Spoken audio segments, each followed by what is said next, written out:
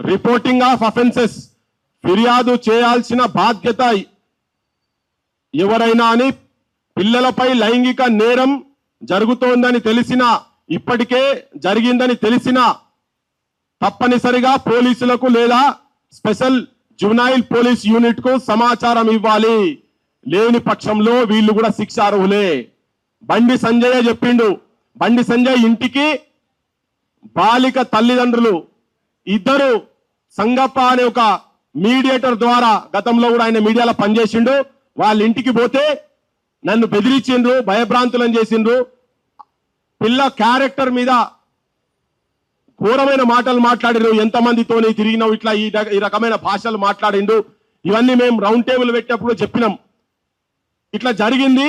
మేము ఏదో నమ్మకం, మాకేదన్నా ఆసరా దొరుకుతుంది, ఆదరణ దొరుకుతుంది, నా బిడ్డ ఫోటోలు అవి ఇవన్నీ బయట ప్రచారం జరగకుండా ఉండాలని చెప్పి మేము అడగటందుకు పోతే మమ్మల్ని బెదిరించి పంపించారు. మేము భయంతో బయటకు వచ్చినామని కంప్లైంట్లోనే ఉన్నది. అంతేనానే? ఇంటిమిడేషన్ అనేది క్లియర్ కట్ గా ఉన్నది. అంటే ఆయనకు తెలుసు దాని గురించి, బెదిరించి పంపించిండు అని చెప్పి క్లియర్ కట్ గా ఉన్నది. అందులో తర్వాత తను ఇచ్చిన దాంట్లో 8వ పాయింట్లో కూడా పత్రికా ముఖంగా ఇచ్చినటువంటి స్టేట్మెంట్ లో కూడా అది ఉన్నది. 8వ పాయింట్ల రూపంలో ఉంది. మరి బండి సంజయ్ ఇప్పుడు చట్టమేమో తెలిసి పోలీసులకు సమాచారం చెప్పకుండా కూడా శిక్షార్హుడు అని చెప్తున్నారు కదా. జూబ్లీహిల్స్ పోలీస్ స్టేషన్ ఏమో మహిళను తీసుకుపోయి కేసు పెట్టి నిన్న మొన్న.